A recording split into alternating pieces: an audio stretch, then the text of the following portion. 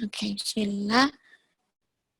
Ya, sebelumnya, kenapa kita harus menjadikan hafidhah itu proyek hidup?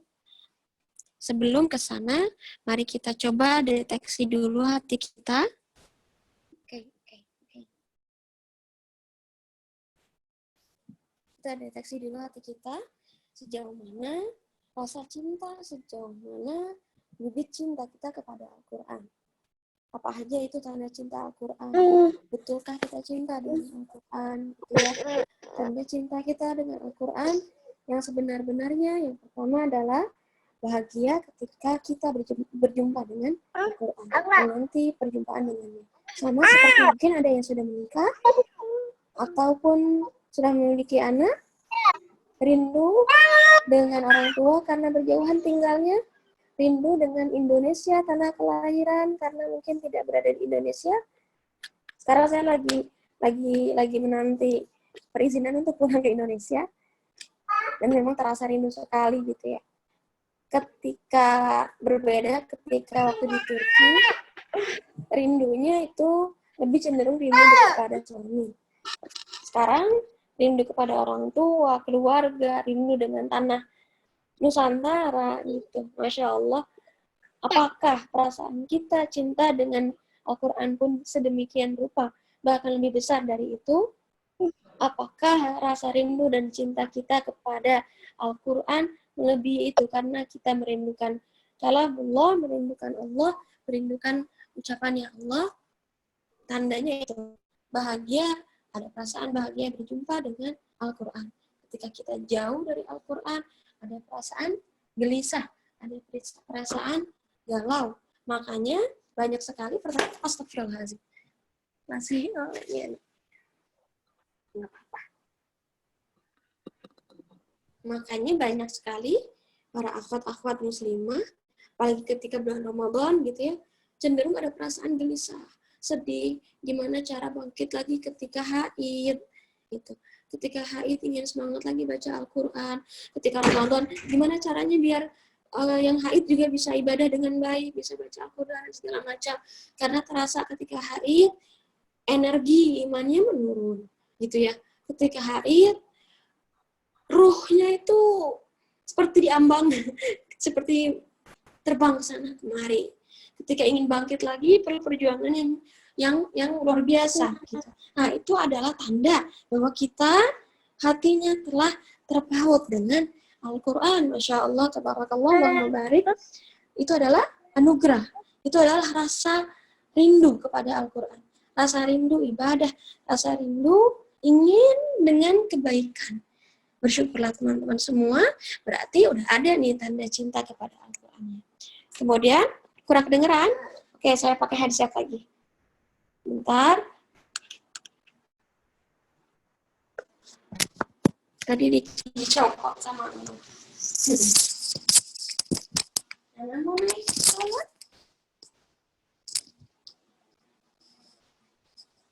Sebentar ya. Iya.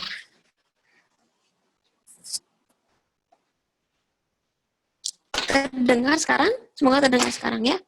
Kemudian yang kedua, tanda-tanda cinta dengan Al-Quran yang kedua, tidak pernah merasa jenuh, bosan, kenyang dalam membacanya, dan dalam waktu yang lama.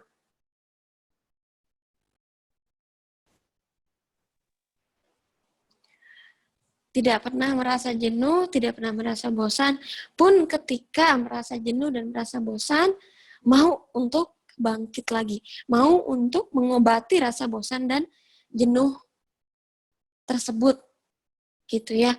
Mau untuk mengobati, mau untuk dekat lagi. Itu yang namanya cinta. Sama ketika rumah tangga, ada kalanya kita berantem, kejenuhan, bosan gitu ya, tetapi nggak pernah berusaha untuk dekat lagi, nggak pernah mati rasa untuk jatuh cinta lagi.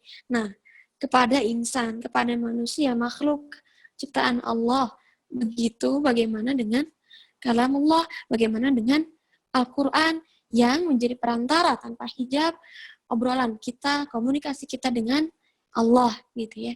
Kemudian yang ketiga, jika jauh rindu, jika tak bersua ada rasa yang kurang dari diri kita. Makanya mungkin teman-teman yang sudah pernah hafal, bahkan mungkin sudah hafal dari sejak kecil, doa yang diajarkan di TPA, Allahumma arhamna bil Quran gitu ya.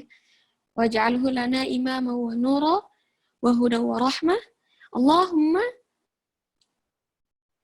Allahumma apa? Dzakirna minhuma nasina. Iya, Allahumma dzakirna minhuma nasina. Allahumma arhamna bil Quran. Makanya dalam doa itu tuh kita meminta kepada Allah Subhanahu wa taala agar diberikan rasa rindu, agar diberikan rasa nikmat, ada rahmat, meminta kepada Allah untuk diberikan rahmat. Rahmatnya itu apa? Rahmat kerinduan, rahmat cinta, rahmat nikmat membaca Al-Quran, rahmat rasa yang tidak bisa dijabarkan oleh banyak orang gitu ya. Karena banyak sekali yang menganggap ngapain baca Quran, ngapain ngafalin Quran. Terus kalau 30 juz, saya pernah mendapatkan pertanyaan itu waktu SMP, terus lagi semangat-semangatnya menghafal gitu ya. Karena mungkin nampak dia pojok aja gitu menghafalkan Al-Quran. Terus kalau udah ngafalin 30 juz, Nabila mau ngapain? Emang itu bisa mempermudah kuliah?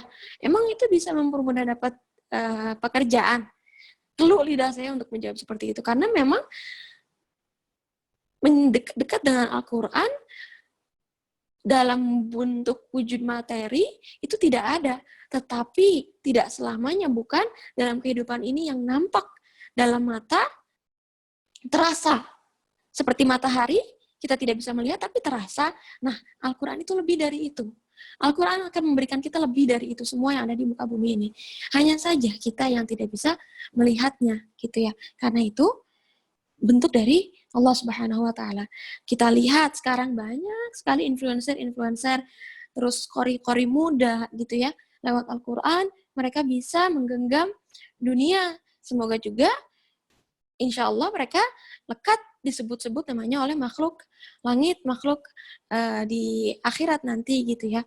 Dan apa yang mereka raih di dunia ini, mau itu jalan-jalan keliling dunia, mau itu berupa harta dan materi, mau itu berupa keterkenalan gitu ya, itu hanya secuil nikmat yang Allah berikan kepada mereka. Ada kenikmatan yang lebih dari itu yang diberikan oleh Allah, yang diberikan oleh Al-Quran, yaitu ketentraman hati gitu ya, batin yang gak perlu gelisah, gak ada lagi yang namanya quarter life crisis, gak ada lagi yang namanya gelisah, overthinking, insecure. Pun ketika para penghafal Al-Quran merasakan kegalauan di masa kehidupan yang seperempat tadi itu, quarter life crisis-nya itu, merasakan galau, gelisah, insecure, mereka pasti nggak akan lama. Kenapa? Karena mereka menemukan solusi dari keinsecureannya itu dalam Al-Quran.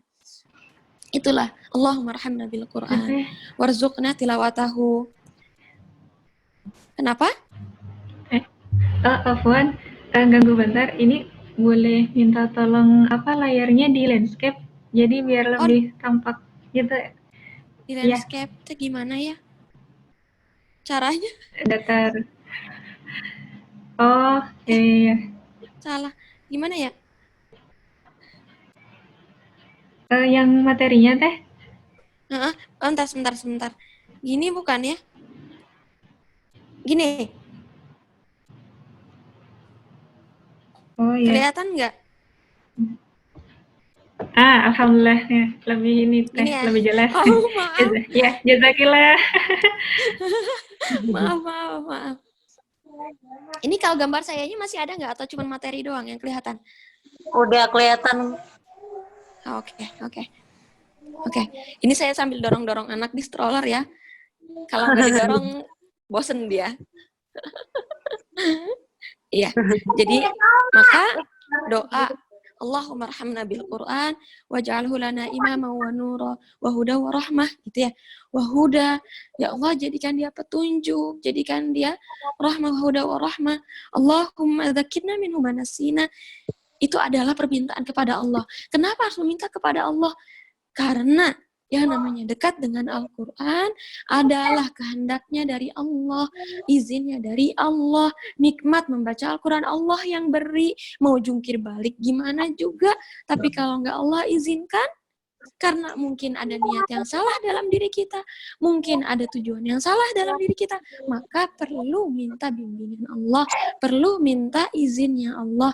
Ya Allah, Allahumma arhamna, Allahumma dzakirna. Semuanya itu, bahkan untuk menghafal, ingatan ayat-ayat yang lekat nempel dalam ingatan kita, itu bukan sebatas karena upaya kita. Bukan karena juga seolah ingatan kita yang kuat. Bukan, karena banyak nenek kakek yang terkenal ingatannya sudah menua gitu ya, tetapi mereka ternyata kuat ingatannya. Karena apa? Karena Allah yang mengizinkan. Karena Allah yang memberikan izin agar mereka disirami ayat Al-Quran. Terjaga ingatannya oleh Al-Quran, itu Allah yang mengizinkan. Maka minta kepada Allah agar diberikan rasa rindu, agar diberikan rasa kurang ketika kita jauh dari Al-Quran. Itu melebihi dari apapun. Karena banyak juga para penghafal yang sudah hafal 30 juz, tetapi tidak ada rasa rindu untuk dekat lagi dengan Al-Quran. Kenapa? Udah selesai ini ngafalan Qurannya. Gitu ya. Jadi hanya sebatas pelunasan atau penunaian keinginan, targetan. Padahal yang namanya dekat dengan Al-Quran, menjadi sahabat Al-Quran itu sepanjang hidup. Kenapa? Nanti kita bahas selanjutnya. Tanda kita cinta dengan Al-Quran adalah hobi dekat dengan dia. Sama dengan kita dekat dengan sahabat kita, senang diskusi dengan dia, gitu ya. WA-an, woi, jalan yuk, nongkrong misalnya. Nyeblak yuk. Terus apalagi, misalnya, hunting foto yuk, misalnya gitu. Nah, seperti itu pula kita dekat dengan Al-Quran seharusnya. Ada perasaan rindu untuk diskusi. Ada perasaan rindu, apalagi yang akan dibahas oleh Al-Quran. Apalagi yang ada di ayat yang kemarin aku baca ini, apalagi. Sama seperti saya senang diskusi dengan teman-teman waktu di Turki. Ada perasaan ingin kumpul lagi. Nah, seharusnya seperti itu pula ketika bersama Al-Quran. Ada perasaan yang ada kolbu yang disirami oleh Al-Quran. Ketika kolbu disirami, maka ada yang ini, menyemai, tersemai, kemudian berbunga. Nah, begitulah. Apalagi ini Al-Quran. Apalagi kalamullah yang menyirami hati dan pikiran kita. Kemudian kita meyakini apa yang disampaikan oleh sahabat kita. Itu Al-Quran juga gitu. Kita harus meyakini apa yang disampaikan oleh Al-Quran.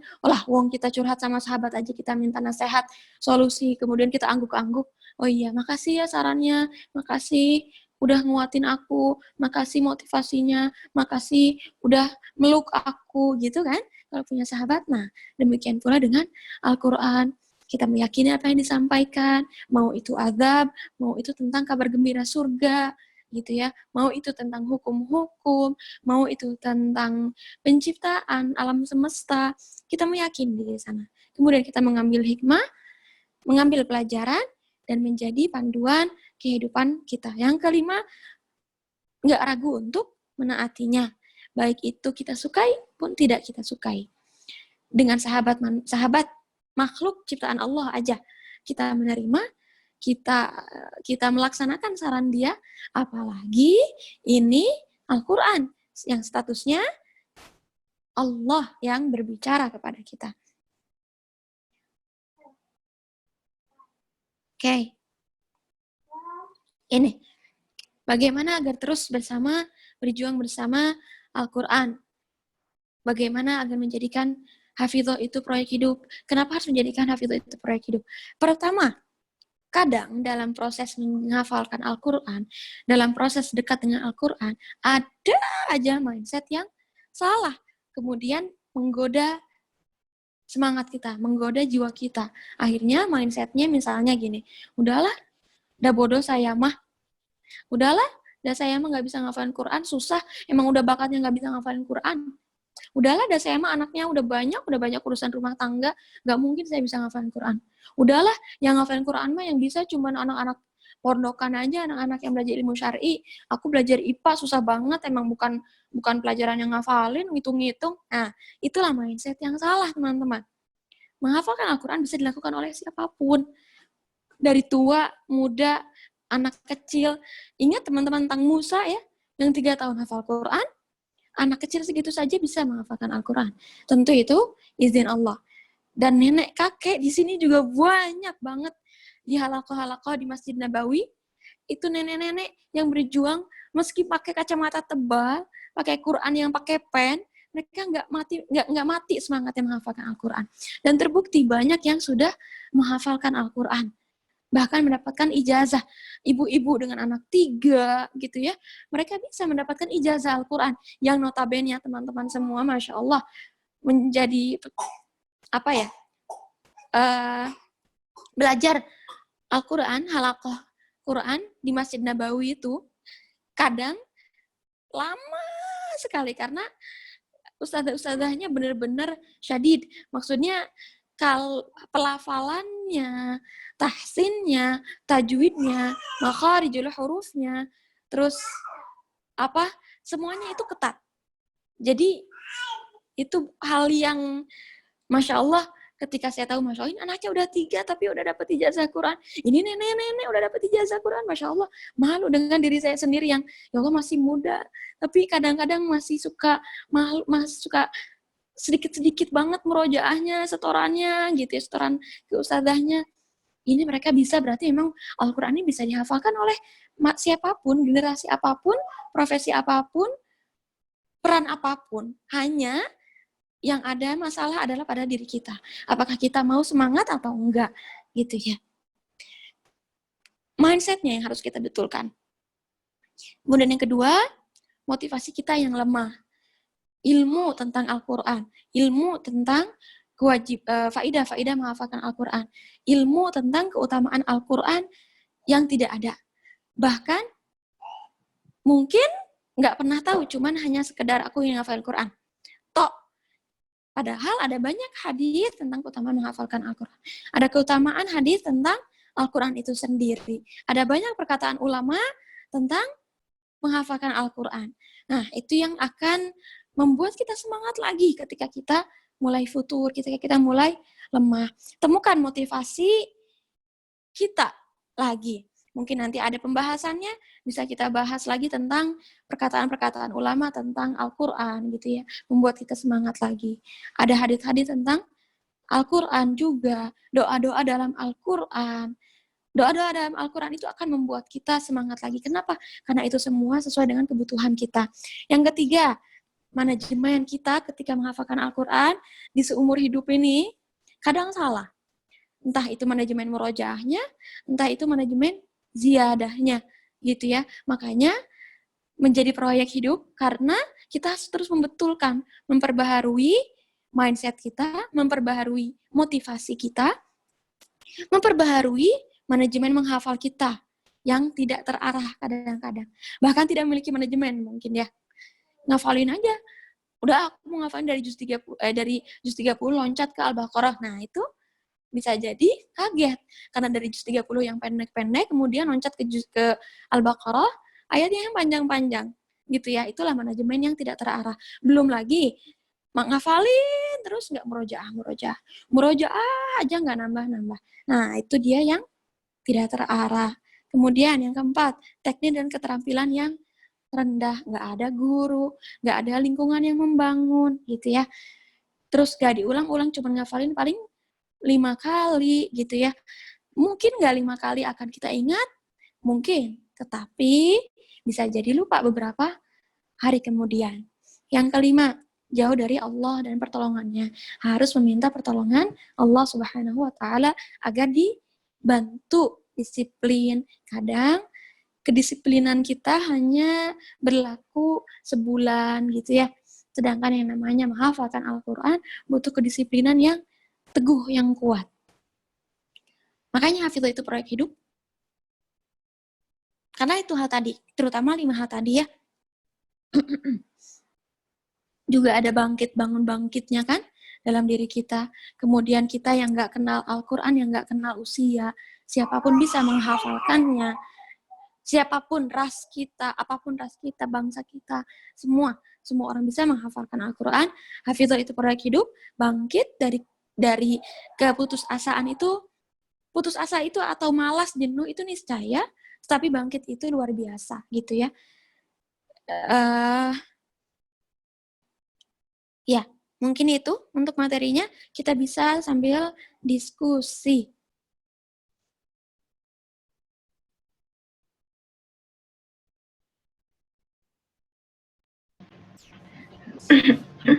Insya Allah, jazakillah khair Teh Nabila.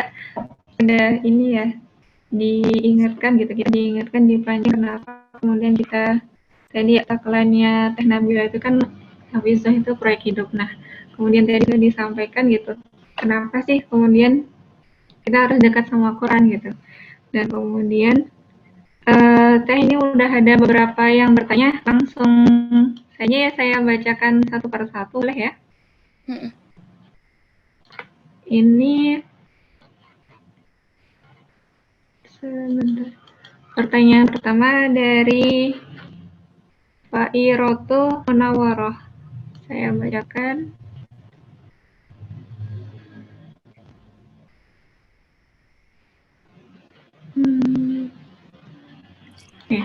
Assalamualaikum Kak, mau tanya bagaimana menjaga hafalan saat sudah berkeluarga dan bagaimana mengajak anak untuk hafal Al-Quran. Ini mau satu-satu kemudian di itu apa langsung beberapa sekalian? Satu-satu aja. Satu Ada berapa dulu pertanyaan? Ya. Ada berapa pertanyaan? Sementara ada 11 apa ya Teh? Masya Allah. Satu-satu dari atas dulu aja ya. Iya, satu-satu aja dulu. Saya jawab singkat ya, karena lumayan banyak ternyata. Nanti takutnya saya panjang lebar lagi ngomongnya. Ya, yang pertama, bagaimana manajemen murojaah. Ini tetehnya udah hafal 30 juz atau emak lagi ngafalin juga. Nah, nggak usah dijawab. Kalau misalnya sudah hafal 30 juz, maka harus ada kelompok atau halakoh atau guru ya. Harus ada guru tetap gitu. Kenapa? Kalau 30 juznya melayang, bahaya. Jadi lagi berkeluarga juga tetap harus dekat dengan Al-Quran, harus murojaah hafalan Qurannya. Yang pertama, sampaikan kepada suami. Ya, sampaikan kepada suami kalau aku ingin ngafalin Quran, aku ingin murojaah, aku ingin menambah hafalan. Sampaikan kepada suami. Kenapa? Karena suami harus tahu. Suami harus tahu, karena ridhonya suami itu akan mempermudah jalan kita menghafalkan Al-Quran. Itu yang pertama, mempermudah jalan kita. Yang kedua, kenapa suami harus tahu? Suami yang akan mendukung. Semoga suami akan mendukung jadinya gitu ya. Suami yang akan turut membantu menjaga anak, turut menyelesaikan urusan rumah tangga. Ya, karena kan nggak mudah ya. Nggak mungkin kita ngafalin sambil nyuci piring, kecuali murojaah sambil nyuci piring itu mungkin. Tetapi untuk ngafalin ayat yang baru nggak mungkin sambil nyuci piring, nggak mungkin sambil nyapu kan, gitu. Karena butuh titik fokus yang lebih gitu. Makanya harus disampaikan kepada suami. Jadi ada peran-peran yang bisa kerjasama. Yang ketiga, kenapa harus disampaikan kepada suami? Barangkali suami juga ingin ikutan ngafalin, kan? Jadi bareng-bareng ngafalin Qurannya, Masya Allah. Itu. Jadi sampaikan kepada suami, nanti barangkali suami juga bisa menyarankan, ya udah nanti Bunda, Umi ikutan ikutan grup Makdis aja misalnya gitu ya. Untuk ngafalin Qurannya bisa kok via online, nanti pas lagi online, lagi setoran, Dede ayah pegang misalnya gitu kan. Ikutan, soalnya ayah juga masih terbata-bata ngafalin Qurannya, baca Qurannya. Jadi baiknya Bunda nanti ada gurunya. Nah, enak kan kalau disampaikan kepada suami. Jadi jangan dipendam sendiri. Kita nggak bisa jalan sendiri. istri itu ya mau gimana pun perlu dukungan suami. Jadi harus izin dulu sama suami, minta pendapat suami, apakah suami mau ikut atau suami ada saran misalnya. Minta juga kerjasamanya, karena yang namanya menghafal Al-Quran kan butuh fokus ya, butuh kehadiran kita yang optimal bersama Al-Quran. Yang kedua tentang bagaimana anak menghafalkan Al-Quran, sebelum kita mengajarkan anak, meminta anak untuk bisa dekat dengan Al-Quran, menghafalkan Al-Quran, diri kitanya dulu. Keteladanan itu adalah kunci utama ya dari orang tua ketika kita membangun lingkungan yang betul-betul atmosfernya terasa dengan Al-Quran, maka insya Allah itu akan terasa juga oleh anak. Kehidupan pertama yang dilihat oleh anak adalah ayah ibunya. Ketika ayah ibunya dekat dengan Al-Quran, maka dia juga akan penasaran itu apaan sih yang dipegang, itu apaan sih yang dibacain tiap hari gitu ya. Itu apaan sih yang bikin tenang. Nah, rasa penasaran itu akan hadir dalam kalbunya anak-anak kita. Jadi sebelum anak-anak dimasukin ke pesantren, ke TPA, teladan dulu. Kita yang jadi teladan di depan anak-anak kita. Bangun atmosfer itu. Setel murotal-murotal Al-Quran. Baca kisah-kisah tentang Al-Quran. Baca kisah-kisah yang ada dalam Al-Quran. Gitu. Jadi tumbuhkan cinta dahulu sebelum mengajak menghafal. Karena banyak yang menghafal tetapi tidak nyampe ke dalam hati, hanya dalam kerongkongan aja. Begitu kata Nabi Muhammad SAW dalam hadis beliau, banyak para penghafal Quran yang hanya sampai kerongkongan tetapi tidak sampai hati. Itu yang kita harus jaga dari anak-anak kita. Makanya menanamkan cinta Al-Quran kepada anak-anak lebih utama, lebih awal kita lakukan. Anak-anak harus tahu apa yang mereka baca, anak-anak harus tahu apa itu Al-Quran, siapa yang menurunkan Al-Quran, apa firman itu apa, siapa yang mengucapkan ini gitu ya. Ada rasa cinta dahulu sebelum menghafalnya. Kenapa? Karena hafalan Al-Quran kelak semoga akan menjadi karakter dalam diri dia. Ada kejujuran, itu yang kita nantikan. Dari efek dari Al-Quran itu, bukan hanya menghafal cepat, tetapi ada ayat-ayat yang membuat kita taat, membuat kita dekat dengan Allah Subhanahu wa taala. Itu tujuan utamanya, gitu ya. Karena menghafal 30 juz bisa oleh siapapun, bahkan Sunokung Gronje pun hafal Quran, beliau misionaris gitu ya. Anas Mary aja dia hafal Quran, tapi untuk menghancurkan agama Islam. Tapi kita bukan untuk itu, tetapi untuk menanamkan kejujuran dalam diri kita, karakter yang ajak, karakter yang pemuda tangguh, pemuda Islam dalam anak-anak kita, gitu ya. Jadi kita yang jadi teladan dulu sebagai orang tua, kita minta kepada Allah Subhanahu wa taala untuk diberikan cinta dalam hati anak-anak kita agar cinta dengan Al-Quran, agar cinta kepada Allah, cinta kepada Rasulullah. Insya Allah nanti dari anaknya sendiri, mau itu dia pesantren, mau itu dia TPA, atau via apapun dia yang minta gitu. Itu. Mangga selanjutnya.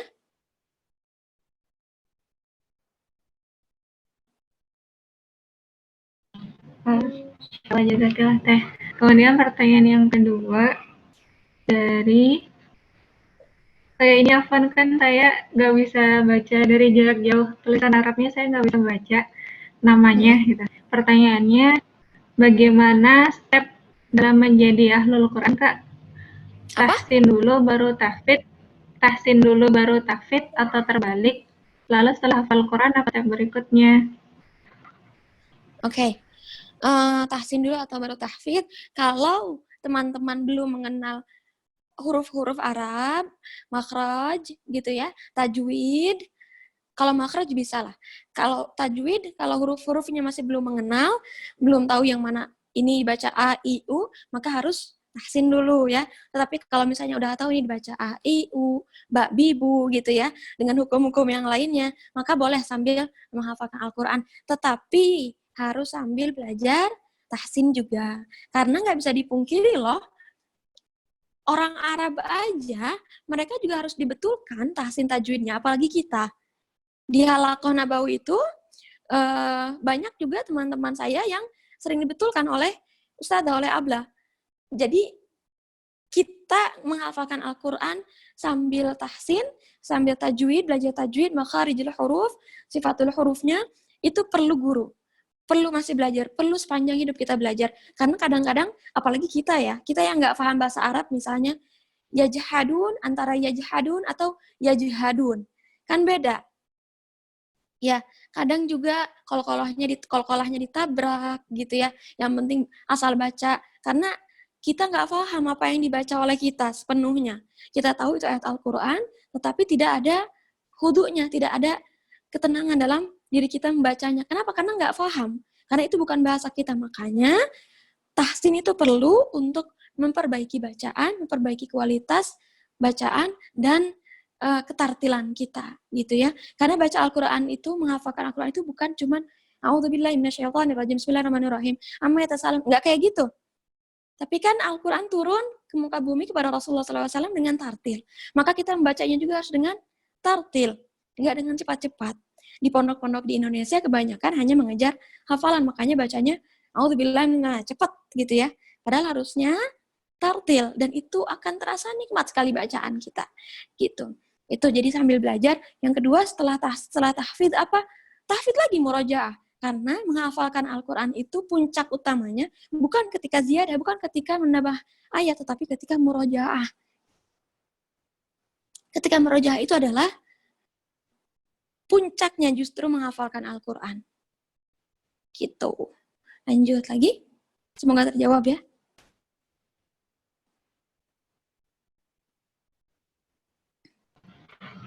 Ya, pertanyaan selanjutnya dari Ibu Muslimah. Ini mungkin tadi sebagian sudah sempat dijawab ya. Saya ibu dari Aisyah yang baru 3 bulan. Kami berharap dapat membimbing Aisyah jadi hafizah. Mohon sharing dan tips dari Teh Nabila, value dan kebiasaan yang penting untuk diterapkan sejak dini. Amin, amin. Allahumma taqabbal ya Rabb. Karena saya juga anaknya baru 1 ya, jadi belum bisa banyak bicara tentang bagaimana mencetak penghafal Al-Quran, anak penghafal Al-Quran, tetapi mungkin saya bisa sedikit bercerita tentang ustadzah-ustadzah di sini, ustadzah-ustadzah di Masjid Nabawi gitu ya. Mereka itu memang terbiasa jauh dari dunia. Itu yang utama ya. Jadi kata mereka HP itu menyibukkan kita dari Al-Quran. Mereka terbiasa memang baca, jadi memang lidahnya itu bergerak terus. Lidahnya bergerak mau sambil masak, mau sambil gantiin popok. Kalau kita kan tidur pok ame-ame gitu ya, ke anak-anak kayak gitu. Terus kalau mau tidur nina bobo. Nah, mereka tidak begitu. Sebelum tidur yang mereka bacakan apa? Al-Mu'awwidzat, Qul huwallahu ahad, Qul a'udzu birabbil falaq, Qul a'udzu birabbin nas, berulang-ulang itu. Makanya lekat diingatan anak-anak. Kemudian dijauhkan dari hal-hal yang syubhat. Dijauhkan, sering didengarkan ayat-ayat Al-Quran. Pada intinya mereka itu membangun atmosfer tadi, membangun atmosfer Qur'ani. Entah itu mereka yang membacakan, suaminya pun murotal yang disetel gitu. Murotal disetel terus gitu ya. Kemudian diajak ke masjid, kemudian juga ibunya juga harus menghafalkan Al-Quran. Jadi anak-anak tahu apa yang paling enak di muka bumi ini itu apa. Apa yang bikin nyaman kita hidup di muka bumi ini itu apa. Al-Quran, menghafalkan Al-Quran. Gitu. Jadi ya keteladanan orang tua paling utama. Kemudian jangan sampai kita menuntut anak kita. Kenapa? Karena yang memberikan izin itu tadi Allah gitu ya. Kita hanya minta kepada Allah, bertakwalah. Makanya dalam surat di dalam Al-Quran, وَلْيَخْشَى الَّذِينَ لَوْ تَرَكُوا مِنْ خَلْفِهِمْ ذُرِّيَّةً ضِعَافًا خَافُوا عَلَيْهِمْ فَلْيَتَّقُوا اللَّهَ وَلْيَقُولُوا قَوْلًا سَدِيدًا. Kita udah seberusaha gimana pun, anak dipondokin, anak masukin TPA, kita ikutan seminar tentang balita hafal Quran A, seminar balita hafal Quran B, C, D, kemudian kitanya nggak bertakwa kepada Allah, udah segimana berusaha anak juga disetel murotal gitu ya, tetapi nggak hafal-hafal juga. Kenapa? Karena kita terlalu bergantung pada usaha kita. Alih-alih seperti itu, bisa jadi menuhankan usaha kita, padahal harus bertakwa kepada Allah. Minta Allah yang izinkan untuk ayat-ayat Al-Quran itu lekat dalam diri anak kita gitu. Itu mungkin. Terutama teman ya, teman, mainan, bacaan anak-anak, tontonan, gadget. Nah, itu mempengaruhi pemahaman anak tentang dunia. Kenapa sayang? Kenapa Soleh? Nah, ya lanjut boleh. Selanjutnya dari Fatimah Azahra. Assalamualaikum, izin bertanya. Setiap orang dalam keadaannya pasti mempunyai tantangan masing-masing dalam memurojaah hafalan. Yang saya ingin tanyakan, bagaimana Teh Nabila pribadi membagi waktunya sebagai seorang istri, ibu, aktivis, dan kesibukan lainnya yang mungkin fisik dan pikiran terbagi-bagi biasanya menjadi diri ini kurang fokus. Enggak, Teh? Iya. Emang setelah menjadi ibu itu waktunya lebih fleksibel ya. Udah nggak kayak waktu masih LDR-an atau masih sendiri. Waktu masih LDR-an kan saya bisa ngurus segala macam dengan tanpa ada urusan yang tiba-tiba. Kalau sekarang anak tiba-tiba ingin begini, anak tiba-tiba ingin begini gitu ya. Semuanya jadi serba fleksibel. Tapi insya Allah, kenapa nak? Tapi masya Allahnya kita sebagai umatnya Nabi Muhammad SAW, setiap urusan kita itu mengagumkan gitu kan. Kata Rasulullah SAW, ajaban li amril mu'min, ketika diuji mereka bersabar, ketika diberi nikmat mereka bersyukur. Dan Masya Allah juga ketika sekarang menjadi ibu dengan segala banyak aktivitas, terasa lebih banyak waktu yang diisi dengan bermanfaat. Pun dengan Al-Quran bagaimana? Al-Quran harus menjadi prioritas utama, bukan di waktu sisa. Paham nggak? Ketika sekarang menjadi ibu, melakukan segala apapun harus diawali dengan Al-Quran. Jadi hari pertama, mengawali hari dengan Al-Quran. Jadi nggak kepikiran tuh yang namanya lagi masak, lagi ngurus anak di sore hari, di siang hari, aduh aku belum rojaah, aduh aku belum tilawah, aku ini, ya udahlah, aduh gimana ya ngafalinnya? Kenapa? Karena kita tidak melakukan itu di awal. Tidak memprioritaskan itu lebih dahulu. Yang diprioritaskan kita apa? Bangun tidur, HP dulu misalnya gitu ya. Makanya jadinya galau, makanya jadinya hak-hak Al-Quran, hak-hak diri kita terhadap Al-Quran, hak-hak kita memurojaah hafalan Quran terbengkalai. Kenapa? Karena di waktu sisa jadinya, bukan di waktu yang utama. Tidak meluangkan Al-Quran, harusnya justru bukan diluangkan semata, tetapi jadi yang utama gitu. Kalau kita kan justru jadi luang ya, ada waktu kosong baru ngafalin Quran, ada waktu senggang baru buka Al-Quran, harusnya jadi utama. Diutama dulu, nanti di sela-sela waktu ada yang kosong, jangan sia-siakan itu, pergunakan waktu itu.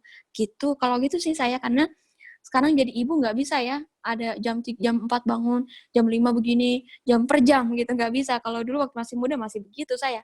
Sekarang udah nggak bisa kayak gitu. Mau nggak mau lagi main sama anak ya, komat kamit aja sambil murojaah. Semoga anak menyimak, terserap dalam ingatan mereka.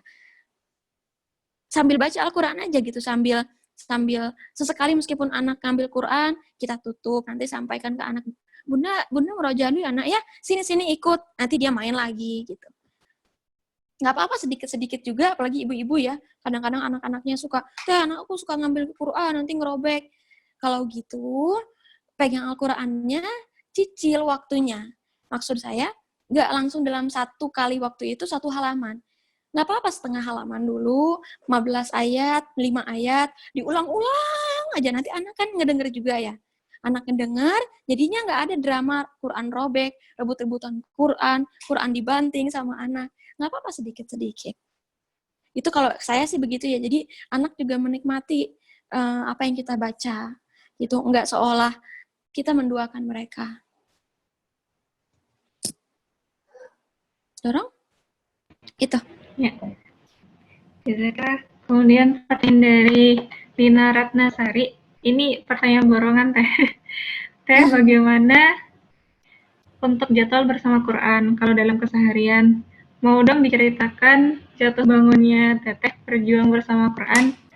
Kemudian Baiknya gimana ya Teh melancarkan bacaan atau hafalan atau bisa jalan keduanya, dan tentang tahapan-tahapan bersama Al-Quran yang baik bagaimana. Kemudian kalau misalkan mau belajar Quran, benar nggak ya kalau misalkan belajarnya lewat YouTube, misalkan kasihnya. Sama kemudian bangkit setelah haid untuk bersama Quran lagi. Kalau Teteh lagi haid, Teteh isinya biasanya diisi kegiatannya dengan apa? Dan kemudian yang terakhir, mohon didoakan untuk semuanya Teh. Bismillah. Ya, apa dulu ini jawab? Masya Allah. Tentang jatuh bangun kali ya. Ya, kalau diceritain jatuh bangun, setiap kita punya cerita masing-masing bersama Al-Quran gitu. Yang mungkin kalau yang bisa saya sharing ke teman-teman semua adalah waktu SMA ya. Waktu SMA itu, jadi 5 juz terakhir ini, Masya Allah, 5 juz terakhir ini terasa sekali sulit sekali saya menghafalkan Al-Quran 5 juz terakhir. Kenapa? Ternyata memang Allah yang menegur saya. Tegurannya apa? Tegurannya atas 3 niat saya yang tidak baik. Niat saya yang tidak lillah. Niat saya yang tidak karena mencapai ridha Allah Subhanahu wa taala. Apa? Saya ingin menghafalkan Al-Quran 30 juz itu untuk di wisuda. Untuk naik ke panggung, untuk dilihat oleh teman-teman, guru-guru, untuk dilihat oleh orang tua. Itu yang menyebabkan 5 juz terakhir terasa begitu berat, sampai akhirnya lulus dari SMA saya nggak selesai 30 juz. Itu ditegur oleh Allah Subhanahu wa taala. Sampai saya ngafalin dia bawa kasur, nggak bisa juga. Kabur dari pondok bahkan untuk mencari suasana baru, nggak juga bisa hafal Quran di 5 juz terakhir itu. Kemudian niat yang kedua yang salah itu apa? Saya ngafalin Quran biar kuliah di luar negeri. Biar kuliah di luar negeri, Masya Allah, itu astagfirullah banget. Karena kabarnya bisa ke Al-Azhar kalau hafal Quran, katanya gitu. Ternyata tidak Allah izinkan. 30 juz tidak selesai, Al-Azhar pun tidak didapat. Itulah yang Allah tegur. Itu Allah menegur sangat-sangat.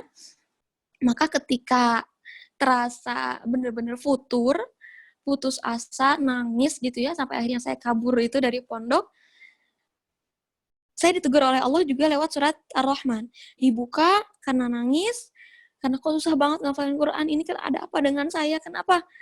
Ini udah deket lagi, ini udah mau wisuda ini, gitu ya. Saya buka, random, lalu Allah ingatkan lagi dalam surat Ar-Rahman, fabi'ayyi ala'i rabbikuma tukadziban. Ya Allah, ya Allah. Ini durhakanya saya gitu. Allah udah memberikan nikmat untuk menghafalkan Al-Quran, Allah memberikan nikmat 25 juz itu bisa disetorkan ketika SMA, tetapi kok malah niat saya untuk kuliah di luar negeri. Kok niat saya untuk diwisuda di hadapan orang-orang. Maka pantas saya ketika mendustakan nikmat Allah, Allah nggak berikan izin untuk 5 juz itu. Padahal 5 juz lagi gitu ya. Betapa orang tua kan pasti menantikan kita di wisuda. Betapa perjuangan kita ingin juga meraih pengakuan gitu kan kadang-kadang ya. Betapa kita juga ingin di wisuda itu adalah bukti dari perjuangan kita gitu ya. Tapi memang niat saya yang salah. Fabi'ayyi ala'i rabbikuma tukadziban. Seolah Allah menegur, kamu udah berdusta, kamu udah melupakan nikmat aku, kamu udah melupakan aku di hadapan Allah Subhanahu wa taala. Saat itu saya nangis. Ya udahlah, ini sekarang gimana Allah aja. Dan tujuan saya yang salah juga yang ketiga. Ini jatuh bangunnya saya menghafalkan Al-Quran waktu SMA, semoga bisa diambil ibrah sama teman-teman, adalah untuk mendapatkan calon suami yang hafiz juga. Makanya jadinya 5 juz itu mandek. 5 juz itu mandek, kemudian ketika ujian ada beberapa yang salah, teguran dari Allah, tujuan saya, niat saya, karena salah lagi. Karena apa? Ingin mendapatkan suami yang hafiz. Toh ternyata tanpa niat begitu pun Allah sudah memberikan. Bedanya adalah apakah saya akan menyucikan diri, apakah saya akan terus berusaha untuk menghafalkan Al-Quran, apakah saya akan bertaubat kepada Allah gitu ya, apakah saya akan terus menghafalkan Al-Quran meskipun Allah nggak beri suami saya yang hafal Al-Quran, ternyata Allah tetap memberikan kuliah di luar negeri, meskipun bukan di Al-Azhar, tapi di Turki, gitu ya. Ternyata Allah masih memberikan suami yang hafal Al-Quran juga. Allah ingin lihat proses saya menuju ke sana. Maka itu harus dievaluasi. Semoga ini jadi ibrah buat teman-teman. Kenapa, Nak? Kenapa, Soli? Sini digendong, sini. Iya. Ternyata Allah ingin menjadi proses. Kenapa? Karena rezeki kita, gitu ya. Rezeki kita itu sudah Allah tetapkan. Hanya saja proses kita menuju ke sananya. Apakah dengan cara yang hanif, cara yang sholih, atau niat-niat yang salah, gitu ya. Itu jatuh bangunnya. Semoga jadi ibrah teman-teman. Jangan sampai salah niat. Kalau salah niat, maka pantas kalau perjuangannya akan banyak sekali tantangannya. Gitu. Akan tidak terasa nikmat. Itu bahayanya, apalagi kalau hanya sekedar menghafalkan Al-Quran untuk dunia, untuk nikmat-nikmat dunia. Kemudian tadi apa lagi sih?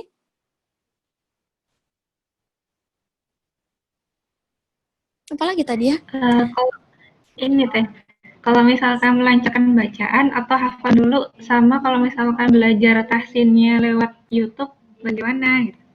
Oh, tadi lancarin bacaan atau ngafalin dulu. Tadi udah saya jawab ya. Sambil. Kecuali kalau bacaannya masih benar-benar kata gurunya masih, ini dia perlunya guru.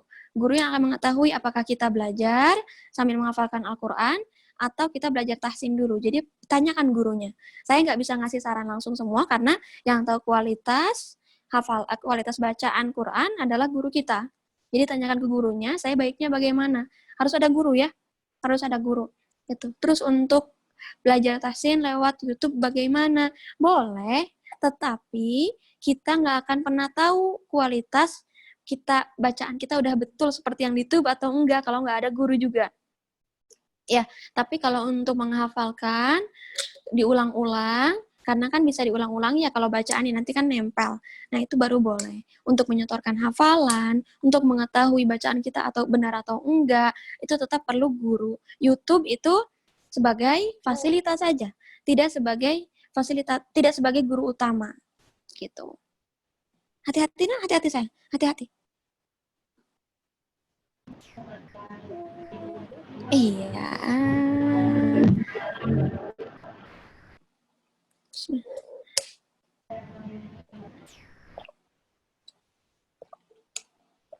Minum lagi.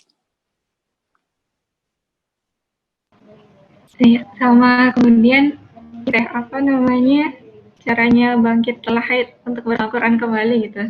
Kalau misalkan kalau misalkan lagi haid, biasanya diisi kegiatannya tuh dengan apa aja? Ya, lagi haid bersama Al-Quran boleh nggak? Boleh sebenarnya. Boleh, apalagi yang lagi ngafalin ya. Tetapi ini beda-beda pendapat tiap ulama. Ada yang mengatakan boleh menghafalkan Al-Quran. Memang boleh menghafalkan Al-Quran dengan beberapa syarat. Yang pertama, diniatkan untuk belajar. Ya, bukan sengaja tilawah. Ya, kalau untuk menghafalkan karena belajar ya, proses belajar. Jadi boleh lagi haid itu. Yang kedua, Al-Qur'annya, ini ada berapa pendapat juga para ulama, Al-Qur'annya bukan mushaf tok, tetapi di dalamnya ada terjemahan, jadi jatuhnya bukan Al-Qur'an, gitu ya, atau lewat gadget. Yang ketiga, tidak menyentuh langsung, entah itu pakai pensil, entah itu pakai sarung tangan, atau via gadget. Jadi boleh kok sambil lagi haid pegang Al-Qur'an. Kenapa? Kalau saya sendiri, lagi haid nggak pegang Al-Qur'an itu gimana ya? Rasanya ya gimana gitu, nggak enak gitu jadinya. Jadi ya insya Allah bisa dan boleh kok pegang Al-Quran gitu ya, dengan syarat-syarat tadi gitu. Kalau saya kegiatannya apalagi haid, ya banyak kegiatan ya. Terutama kalau lagi udah jadi ibu rumah tangga kayak begini, ada aja gitu yang harus dikerjainnya. Tapi pastikan memang jangan lupa menafkahi diri kita sendiri, menghibur diri kita sendiri dengan ilmu, dengan Quran, dengan baca buku gitu ya. Kenapa? Karena hormon kita ketika hamil itu kan ini ya, naik turun. Kalau kita nggak sirami dengan Quran, kalau kita nggak sirami dengan ilmu, dengan keimanan lagi, yang ada nanti ini nggak stabil emosi kita, yang marah ke anak, yang marah ke suami, gitu ya. Kadang mempertanyakan tentang kehidupan dan segala macam. Makanya harus stabil, harus disampaikan ke suami. Kalau kita lagi haid, sampaikan juga pertolongan, minta tolong. Kalau aku udah mulai kelihatan emosinya nggak stabil, gitu ya. Terus juga minta ke suami, jangan sampai lupa kita zikir sore dan petang. Gitu, itu yang akan menolong haid kita.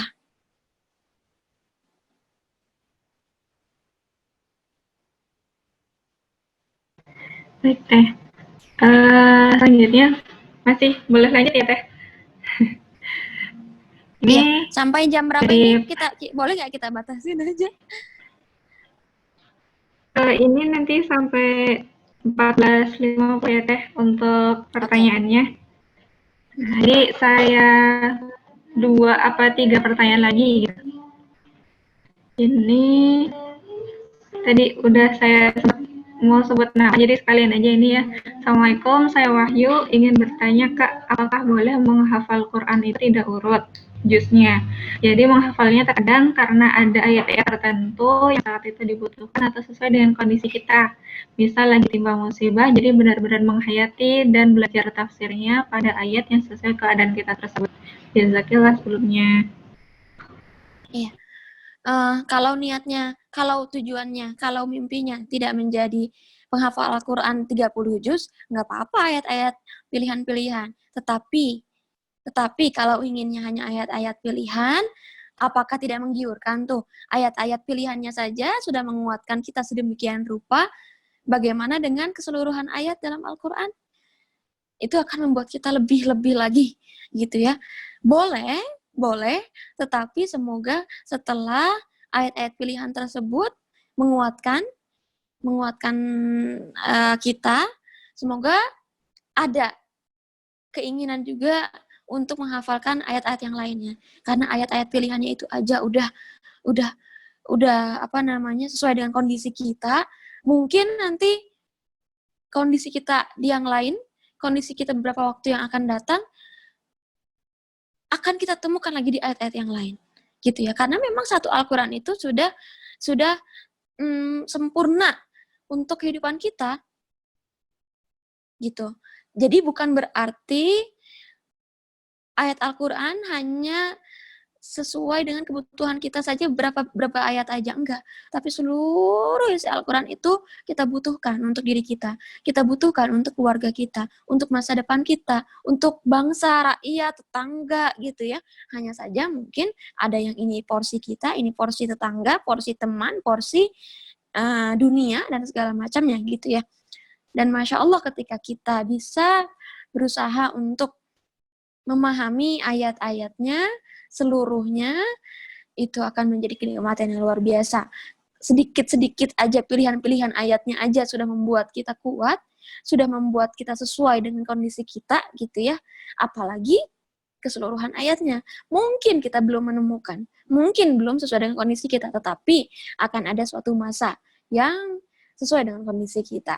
Boleh, tapi harapan saya semoga ada keinginan untuk lanjut lagi ke ayat-ayat yang lainnya, lanjut lagi ke juz-juz yang lainnya, gitu ya.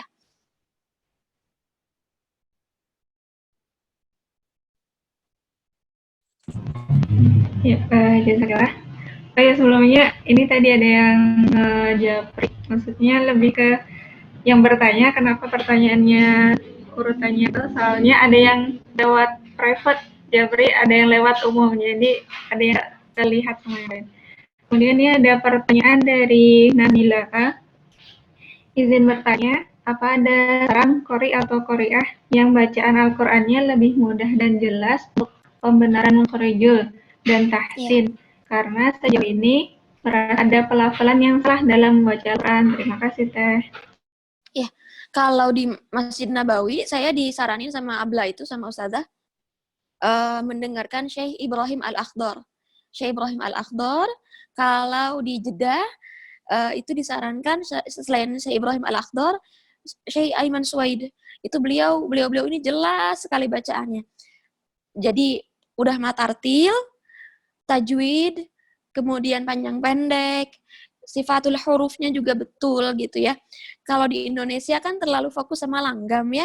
Ada bayati, ada ros, dan segala macam. Boleh nggak? Boleh. Tetapi kita juga perlu memperbaiki bacaan kita.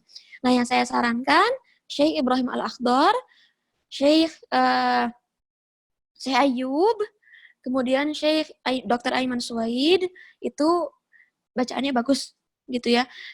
Tapi kalau Misyari gimana teh? Kalau Misyari bagus, tetapi sayangnya kita terlalu fokus sama nada. Jadi yang dengar Misyari itu pasti akan larut dengan nada. Tidak begitu fokus dengan sifatul huruf, nggak begitu bagus dengan tajwidnya gitu. Boleh Misyari tapi sesekali lah gitu. Kemudian ada juga Syekh Minsyawi, Syekh Syuraim, itu bagus untuk makhraj, tajwid sama sifatul hurufnya.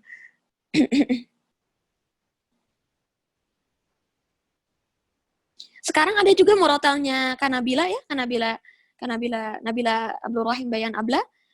Itu bagus beliau di YouTube. Persis seperti Syekh Ayub ketika mengaji. Makhrajnya bagus, Masya Allah, perfect. Bisa didengarkan mungkin di YouTube, jadi bisa tahu Al-Fatihah kita sudah benar atau enggak. Juz amma kita udah betul atau enggak bacaannya. Ada di YouTube itu. Tetapi kalau saran saya, dengarkan khusus kita aja wanita. Jangan sampai suami kita mendengarkan ya, khawatir ada penyakit. Soalnya memang Masya Allah bagus sekali. Dengarkan untuk anak kita, untuk diri kita sendiri sebagai perempuan. Meskipun beberapa menyatakan suara wanita nggak aurat, tapi harus kita menjaga perasaan suami kita, gitu ya. Bisa didengarkan juga murotalnya Kanabila Juri Hafid Indonesia ya, ada di YouTube. Itu untuk yang qoriahnya. Tapi kalau untuk lebih amannya, biar suami juga bisa dengar, syekh tadi yang saya sampaikan.